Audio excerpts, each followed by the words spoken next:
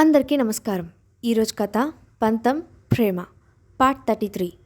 ఇక స్టోరీలోకి వెళ్తే, భాను విల్లాలోకి వెళ్ళే సమయానికి హాల్లో కూర్చొని ఉన్నాడు విజయ్. బిగ్ బ్రదర్, నువ్వెప్పుడొచ్చా అని అడిగింది భాను. నేను వచ్చి ఎంతోసేపు అవ్వడం లేదు అంటూ కొంచెంసేపు ర్యాండమ్ టాపిక్స్ గురించి మాట్లాడుతూ నవ్వుకున్నారు భాను ఇంకా విజయ్. కొంతసేపటికి విక్రమ్ రావడంతో భాను ఫ్రెష్ అవ్వడానికి పైకి వెళ్ళింది.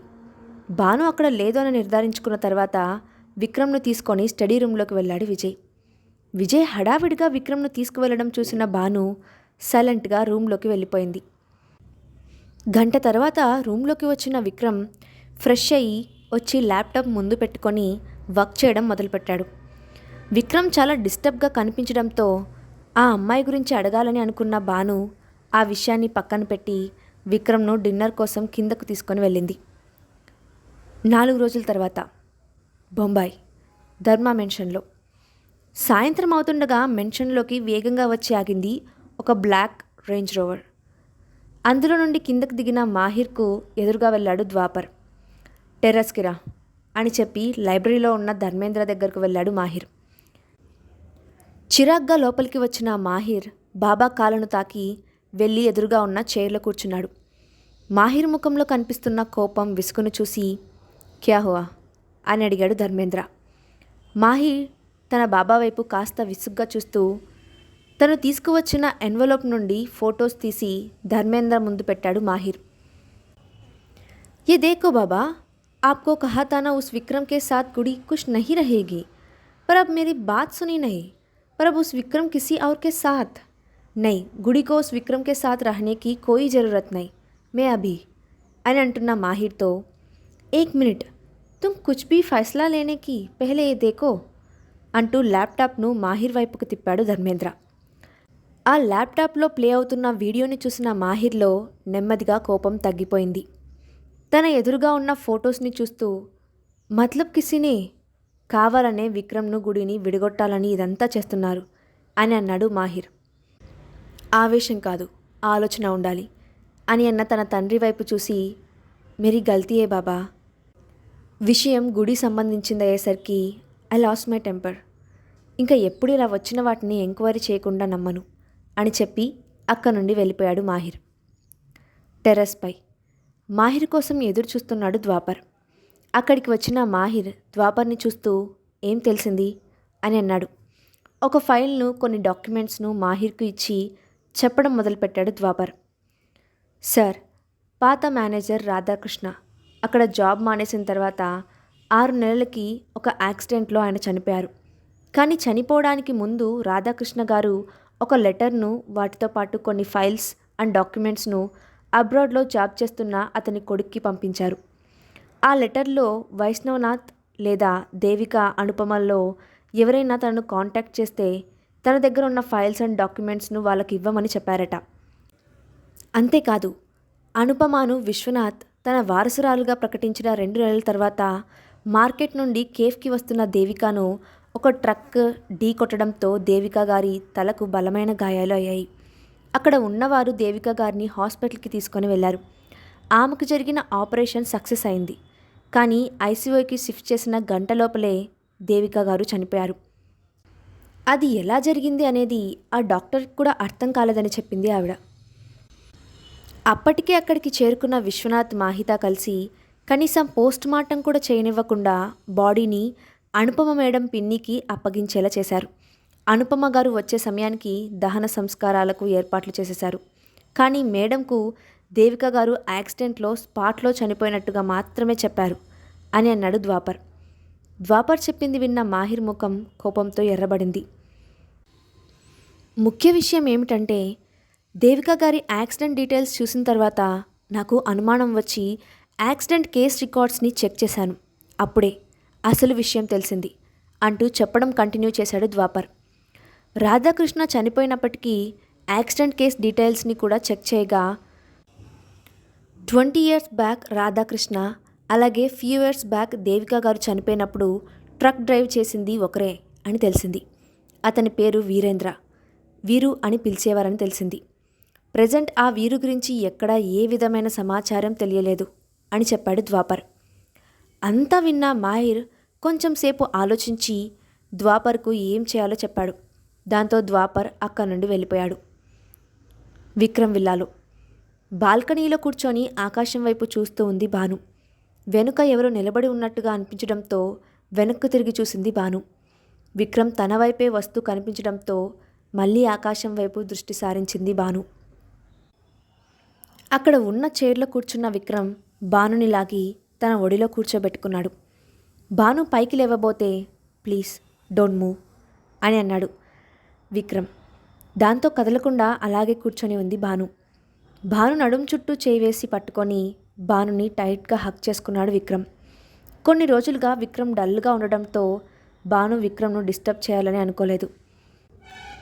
భాను హగ్లో తనను తాను అడ్జస్ట్ చేసుకున్న విక్రమ్ భానుని మరింత దగ్గరగా హత్తుకొని రేపు నిన్ను ఒక చోటుకు తీసుకొని వెళ్తాను అని అన్నాడు. భాను ఏమీ మాట్లాడకపోయేసరికి తలెత్తి భాను వైపు చూస్తూ నువ్వు నాతో వస్తావా అని భానుని అడిగాడు. వస్తా అంటూ తల ఊపింది భాను. నెక్స్ట్ డే భానుని తానే స్వయంగా రెడీ చేశాడు విక్రమ్. తనను ఒక బుట్ట బొమ్మలా రెడీ చేస్తున్న విక్రమ్ను అతని పనులని గమనిస్తూ ఉంది భాను. భానుని రెడీ చేయడం పూర్తయిన తర్వాత ఒక సాటిస్ఫైడ్ లుక్తో భాను నుదుటిపైన ముద్దు పెట్టుకున్నాడు విక్రమ్. భానుని తీసుకొని విల్లా నుండి బయటకు వచ్చిన విక్రమ్ ముందుగా భానుని తీసుకొని గుడికి వెళ్ళాడు. దర్శనమైన తర్వాత కార్ విల్లా వైపుకి కాకుండా మరోవైపుకి వెళ్ళడంతో విక్రమ్ని అడగాలని అనుకున్న భానుకి అంతకు ముందు రోజు విక్రమ్ చెప్పిన మాటలు గుర్తు రావడంతో సైలెంట్గా ఉండిపోయింది. గంట తర్వాత ఒక పెద్ద రాజభవనం లాంటి ఇంటి ముందు ఆగింది విక్రమ్ కార్. అద్వై బంగ్లా. చీరలో సరిపడా నగలతో నిండుగా ఉన్న భాను భుజం చుట్టూ చేవేసి తీసుకువచ్చి కారులో కూర్చోపెట్టాడు విక్రమ్. విక్రమ్ కూడా కార్ ఎక్కిన తర్వాత ఆ కార్ విల్లా నుండి బయటకు వెళ్ళిపోయింది. అదంతా బాల్కనీలో నిలబడి చూస్తున్న అద్వై బ్రుకుటి ముడిపడింది. అప్పుడే అక్కడికి వచ్చిన శేఖర్కు బాల్కనీలో నించొని విక్రమ్ విల్లా వైపు చూస్తున్న అద్వై కనిపించాడు. ఇక్కడికి వచ్చినప్పటి నుండి సార్కి ఇదొక్కటే పని అయిపోయింది. ఎప్పుడు చూసినా ఇక్కడ నిలబడి ఆ ఇంటి వైపు చూస్తూనే ఉంటారు. సిటీలోని అమ్మాయిలందరూ ఈయన వెంట పడుతుంటే ఈయన మాత్రం కనీసం ఈయన గురించి పట్టించుకునే అమ్మాయి గురించి రాత్రి పగలు ఆలోచిస్తూ ఆ అమ్మాయిని చూడడం కోసం గబ్బిలంలా బాల్కనీ గ్రిల్స్ పట్టుకొని వేలాడుతూ గడిపేస్తున్నారు అని అనుకుంటూ అద్వై దగ్గరకు వెళ్ళి సార్ అని పిలిచాడు శేఖర్. శేఖర్ పిలవడంతో అక్కడి నుండి లోపలికి వెళ్ళాడు అద్వై. సార్, మీరు అడిగిన అన్ని వివరాలు తెలియలేదు, అతి కష్టం మీద కొంతవరకు తెలుసుకోగలిగాము అని చెప్పాడు శేఖర్. సరే, తెలుసుకున్నంతవరకు చెప్పు. దానికన్నా ముందు భానుమతి ఇప్పుడు ఎక్కడికి వెళ్తుందో తెలుసుకో అని అన్నాడు అద్వై. దాంతో వెంటనే ఒక నెంబర్కు డయల్ చేసిన శేఖర్ విక్రమ్ కార్ని ఫాలో అవుతూ అప్డేట్స్ ఇవ్వమని చెప్పి మళ్ళీ అద్వై దగ్గరకు వచ్చి వివరాలు చెప్పడం మొదలుపెట్టాడు. సార్, భానుమతి మేడం మాహిదర్కు చెల్లెలు అని తెలిసింది అని చెప్పాడు. ఆ మాట వినగానే వాట్ అంటూ ఆల్మోస్ట్ అరిచినంత పని చేశాడు అద్వై. అవును సార్, 4 సంవత్సరాల క్రితం జరిగిన ఒక ఫ్యామిలీ పార్టీలో స్వయంగా మిస్టర్ ధర్మేంద్ర భానుమతి మేడంను తన కూతురుగా అనౌన్స్ చేశారు అంటూ ఒక ఫోటోను అద్వైకి ఇచ్చాడు శేఖర్. మళ్ళీ మాట్లాడుతూ భాను మేడం అంటే ధర్మ ఫ్యామిలీ అందరికీ చాలా ఇష్టం. రీసెంట్గానే సిటీకి కాస్త దూరంలో ఒక గెస్ట్ హౌస్ను మేడం కోసం కట్టించి మేడంతో కలిసి 2 days ఉన్నారు అంటూ చెప్తున్నాడు శేఖర్. కానీ అద్వై దృష్టి శేఖర్ ఇచ్చిన ఫోటో మీద ఉంది. ఆ ఫోటోలో ధర్మేంద్ర ఫ్యామిలీతో పాటు భాను ఉంది. ఆ ఫోటో చూసిన అద్వై ఆలోచనలో పడ్డాడు. కొంతసేపు ఆలోచించిన తర్వాత అద్వై మాట్లాడుతూ 4 years బ్యాక్ ఫ్యామిలీ పార్టీలో అనౌన్స్ చేశారు అంటే అప్పటి వరకు తనకు ఒక కూతురు ఉన్నట్టుగా ఎవరికీ తెలియదా అని అడిగాడు అద్వై. లేదు సార్, ఎవరికీ తెలియదు. ధర్మేంద్ర ఆ అనౌన్స్మెంట్ చేసిన సమయంలోనే అందరికీ భానుమతి మేడం గురించి తెలిసింది. బట్ బయట ప్రపంచానికి కనీసం మేడం ఎవరు, ఎలా ఉంటారు అనే విషయం కూడా ఎవరికీ తెలియదు. ఫ్యామిలీ మెంబర్స్ అందరూ మేడంకు చాలా ఇంపార్టెన్స్ ఇస్తారు, ముఖ్యంగా మాహిర్. ఆ రోజు పార్టీలో ఎవరో ఒక వ్యక్తి మేడంను అప్రోచ్ అవ్వడానికి ట్రై చేసినందుకు మాహిర్ ఆ వ్యక్తిని చంపేసినంత పని చేశాడంట అని చెప్పాడు శేఖర్. అంతేకాదు, ఆ పార్టీకి వచ్చిన వారికి ఆమె గురించి ఎవరూ బయట మాట్లాడకూడదని చాలా స్ట్రిక్ట్గా వార్నింగ్ చేశారని తెలిసింది. బహుశా వాళ్లకు ఉన్న శత్రువుల నుండి మేడంను సేవ్ చేయడానికి మేడం ఐడెంటిటీని రహస్యంగా ఉంచి ఉండవచ్చు అని చెప్తున్న సమయంలో శేఖర్ ఫోన్ రింగ్ అయింది. కాల్ అటెండ్ చేసిన శేఖర్ అవతలి వ్యక్తి చెప్పింది విని ఓకే కమ్ బ్యాక్ అని చెప్పి కాల్ కట్ చేశాడు. సార్, విక్రమ్ భానుమతి మేడంను తీసుకొని రత్న హవేలీకి వెళ్ళారు అని చెప్పాడు శేఖర్. శేఖర్ చెప్పింది విన్న అద్వై కోపంగా పిడికిలి బిగించి, తనను నాకు దూరంగా తీసుకువెళ్ళాలని ప్రయత్నిస్తున్నావు విక్రమ్, కానీ అది నీ వల్ల కాదు అని అనుకుంటున్న అద్వైకు కొన్ని రోజుల ముందు తను చూసిన భాను విక్రమ్ మాహిర్ల ఫోటో గుర్తుకు వచ్చింది. ఒక్కటి మాత్రం అర్థమైంది, మాహిర్కు విక్రమ్ అంటే ఇష్టం లేదు.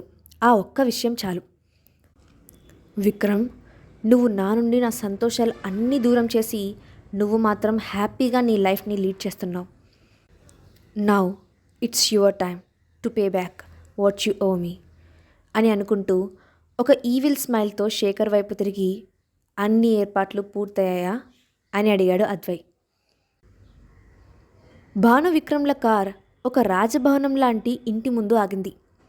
కిందకి దిగబోతున్న భానుని ఆపిన విక్రమ్ ముందుగా తానే కిందకి దిగి వచ్చి భాను వైపు కార్ డోర్ తీసి కారులో కూర్చొని ఉన్న భానుకి తన చేతిని అందించాడు. విక్రమ్ వైపు చూసిన భానుకి విక్రమ్ ముఖంలో సంతోషం, అదే సమయంలో బాధ రెండూ ఒకేసారి కనిపించాయి. విక్రమ్ చేతిని పట్టుకొని కారులో నుండి కిందకు దిగిన భాను భుజం చుట్టూ చేయి వేసి పట్టుకొని లోపలికి తీసుకువెళ్ళాడు విక్రమ్. భాను విక్రమ్ వైపు చూస్తూ, నిన్ను ఎలా అర్థం చేసుకోవాలి విక్రమ్? నేనే నీ ఫస్ట్ ప్రియారిటీ అన్నట్టుగా బిహేవ్ చేస్తావు, మళ్ళీ నువ్వే అది నిజమా కాదా అన్న సిచ్యువేషన్లో పడేస్తావు. ఒక్కొక్కసారి నిన్ను ఇష్టపడడం మొదలుపెట్టి నేను తప్పు చేశానా అనిపిస్తుంది, లేదా నీ గురించి నేను తప్పుగా ఆలోచిస్తున్నానా అనేది అర్థం కావడం లేదు అని తనలో తానే అనుకుంది భాను. భాను ఇలా ఆలోచనలో ఉండగానే వాళ్ళిద్దరూ ఆ ఇంటి గుమ్మం దగ్గరికి చేరుకున్నారు. అక్కడ విక్రమ్ వాళ్ళని చూడగానే ఒక మధ్య వయసు వ్యక్తి వాళ్ళని గుమ్మం దగ్గర ఆపేశాడు. అతను ఎందుకు అలా చేశాడో తెలియక ఒకరి ముఖాలు ఒకరు చూసుకున్నారు విక్రమ్ భాను. అప్పుడే ఒక సర్వెంట్ వీల్ చైర్లో కూర్చొని ఉన్న ఒక పెద్దావిడను తీసుకొని అక్కడికి వచ్చింది. వయసు తాలూకు గంభీరత ఆవిడ ముఖంలో స్పష్టంగా కనబడుతోంది. ఆవిడను చూసిన విక్రమ్, నానమ్మా అంటూ భానుని తీసుకొని లోపలికి వెళ్ళబోయాడు. ఆగు, లోపలికి రాకు అంటూ అరిచింది ఆ పెద్దావిడ. ఆవిడ అరవడంతో అయోమయంగా చూస్తూ ఉండిపోయారు ఇద్దరు. ఒక్క క్షణం విక్రమ్ తనను పెళ్లి చేసుకోవడం ఆవిడకి ఇష్టం లేదేమో అనిపించింది భానుకి. వాళ్ళ అయోమయ పరిస్థితి చూసిన ఆ పెద్దావిడ నవ్వేస్తూ, దిష్టి తీయకుండా లోపలికి ఎలా వస్తారా అని అంది ఆవిడ. అప్పుడే హారతి పళ్ళంలో వచ్చింది వల్లి. అక్కడ వల్లిని చూసిన భాను ఆశ్చర్యపోతూ, వల్లి నువ్విక్కడా అని అంది. నన్ను పెద్దమ్మగారు ఉదయమే హవేలీకి వచ్చేయమని రాత్రి ఫోన్ చేసి చెప్పారు. ఉదయం మీరు లేవకముందే నేను ఇక్కడికి వచ్చాను అని చెప్పింది వల్లి. మాటల తర్వాత ముందు హారతి ఇచ్చి లోపలికి తీసుకురా, రాహుకాలం ద్వారబడక ముందే పూజ గదిలో దీపం పెట్టించాలి అని వల్లిని తొందర చేసింది ఆవిడ. భాను విక్రమ్లకు హారతి ఇచ్చి దిష్టి తీసిన వల్లి వెళ్ళి పెద్దమ్మగారి దగ్గర ఆశీర్వాదం తీసుకోండి అని చెప్పి ఆ పళ్ళెం పట్టుకొని బయటకు వెళ్ళిపోయింది. విక్రమ్ భానుకి వీల్ చైర్లో కూర్చొని ఉన్న ఆ పెద్దావిడని చూపిస్తూ, తనే మా చిన్ననానమ్మ ఇందిరాదేవి, నన్ను విజయ్ని పెంచింది ఆవిడే అని భానుకి చెప్పి భాను చేయి పట్టుకొని లోపలికి తీసుకువెళ్ళాడు విక్రమ్. లోపలికి వెళ్ళిన తర్వాత భానుని ఇందిరాదేవికి చూపిస్తూ, నానమ్మ నా భార్య భానుమతి అని అన్నాడు విక్రమ్. నీ భార్య కాదు అని ఒక్క నిమిషం పాసిచ్చి, నా మనవరాలు అని అంది ఇందిరాదేవి. ఆ మాటకి విక్రమ్ కళ్ళు పెద్దవి చేసి చూస్తూ, నానమ్మ అని అన్నాడు కాస్త కంగారుగా. కార్ హవేలీ గేట్లోకి ప్రవేశించినప్పటి నుండి భానుమతికి ఇంతకు ముందే అక్కడికి వచ్చినట్టుగా అనిపిస్తుండడంతో ఆలోచిస్తూ ఉంది. ఇప్పుడు ఇందిరాదేవి మాటలు ఆ అనుమానానికి మరింత బలాన్ని చేకూర్చే విధంగా ఉండడంతో అదే విషయాన్ని అడగాలని అనుకుంది భాను. విక్రమ్ ముఖంలో కంగారు చూసిన ఇందిరాదేవి, నా మనవడి భార్య నాకు మనవరాలు కాక మరేమవుతుంది అని అన్నది. ఇందిరాదేవి మాటలకు రిలీఫ్గా ఫీల్ అయిన విక్రమ్ చిన్నగా నవ్వుతూ, నీ మనవరాలే అని చెప్పి భానుని తీసుకొని ముందుకు వెళ్ళి ఇద్దరూ ఆవిడ కాళ్లకు నమస్కరించారు. ఇంతకాలంగా నీకోసమే ఎదురు చూస్తున్నాను అంటూ కళ్ళ నిండా నీళ్లతో భానుమతి నుదుటిపై ముద్దు పెట్టుకుంది ఇందిరాదేవి. "హ్మ్, మొత్తానికి నీ కోరిక తీరిపోయింది" అంటూ వెనక నుండి వినిపించిన మాటకి వెనక్కి తిరిగి చూసిన భానుకి అక్కడ విజయ్ వారి వైపే చూస్తూ కనిపించాడు. భాను తలను నిమురుతూ, "ఇదిగో నీ మనవరాలు వచ్చేసింది. కాబట్టి ఇకపై నీ సెంటీ డైలాగ్స్తో మమ్మల్ని బ్లాక్మెయిల్ చేయవని ఆశిస్తున్నాము" అని కాస్త టీజింగ్ టోన్లో అన్నాడు విజయ్. తన భుజంపై ఉన్న విజయ్ చేతిపై కొడుతూ, "నిన్ను నేను బ్లాక్మెయిల్ చేస్తున్నానా పడవా? నీకన్నా చిన్నవాడు విక్రమ్. నాపై ఉన్న ప్రేమతో నేను అడిగినట్టుగా పెళ్లి చేసుకొని పెళ్ళాంతో సహా వచ్చాడు. నువ్వు ఉన్నావు ఎందుకు? నా మాట అంటే అసలు లెక్కే లేదు" అంటూ ముఖం పక్కకు తిప్పేసుకుంది ఇందిర. "హలో డార్లింగ్, ఇదే బ్లాక్మెయిల్ అంటే. వాడంటే బన్నీని చూడగానే ఆగలేక ఎత్తుకెళ్ళి రాక్షస వివాహం చేసుకొని మరీ పాపం బన్నీకి జీవిత ఖైదు శిక్ష వేసి వాడి గుండెల్లో బందీని చేసేశాడు. మనకింకా ఆ టైం రాలేదు కాబట్టి నువ్వు కంగారు పడకు" అని చెప్పాడు విజయ్. విజయ్ వైపు సైడ్ లుక్తో చూస్తున్న ఇందిరాను చూస్తూ, "ఏంటి ఇప్పుడు ఆ చూపుకి అర్థం ఏంటి? ఇప్పటి వరకు దీపం ఆలస్యం అన్నావుగా, ఇప్పుడు అవ్వడం లేదా ఆలస్యం?" అంటూ టాపిక్ డైవర్ట్ చేశాడు విజయ్. సర్వెంట్ను పక్కకు వెళ్ళమని చెప్పి ఇందిరాదేవి కూర్చున్న వీల్ చైర్ను తోసుకుంటూ పూజ గది వైపు నడిచాడు విక్రమ్. అక్కడ జరుగుతున్న దానితో సంబంధం తనకి ఉందా లేదా అన్నట్టుగా తన ఆలోచనలో మునిగిపోయింది భాను. భాను చేయి పట్టుకొని ఆప్యాయంగా నిమురుతూ ఉన్న ఇందిరాదేవి స్పర్శకు ఆవిడ వైపు చూసింది భాను. "నాతోరా" అంటూ భానుని పూజ గదిలోకి తీసుకువెళ్ళింది ఇందిరాదేవి. పూజ గదిని చూపిస్తూ, వెళ్ళి దీపం వెలిగించు" అని చెప్పి విక్రమ్ను కూడా భాను వెనకే పంపించింది. అక్కడికి వచ్చిన వల్లి భానుతో దీపం పెట్టించి విక్రమ్ భానులను ఆశీర్వదించమని ఇందిరాకు అక్షింతలిచ్చింది. విక్రమ్ భానులను ఆశీర్వదించిన ఇందిర విజయ్ తీసుకువచ్చిన బాక్స్లో నుండి ఒక జేట్ బ్యాంగిల్ను తీసి భాను చేతికి తొడిగింది. ఆ బ్యాంగిల్ని చూసిన భానుకి అది చాలా రేర్గా దొరికే జేట్ అని, అంతేకాకుండా దానిపై చెక్కబడి ఉన్న ప్యాటర్న్ ఆధారంగా అది చాలా పాతకాలంది ఇంకా చాలా విలువైనది అని అర్థమవడంతో భాను ఆ జేడ్ బ్యాంగిల్ను తిరిగి ఇచ్చేయబోయింది. కానీ ఇందిర ఒప్పుకోకపోవడంతో భానుకి దాన్ని తీసుకోక తప్పలేదు. తర్వాత ఏం జరిగిందో నెక్స్ట్ పార్ట్లో చూద్దాం. ఈ స్టోరీ అప్డేట్ ఎలా ఉందో కింద కామెంట్ బాక్స్లో మీ ఒపీనియన్ని షేర్ చేయండి. Thanks for watching.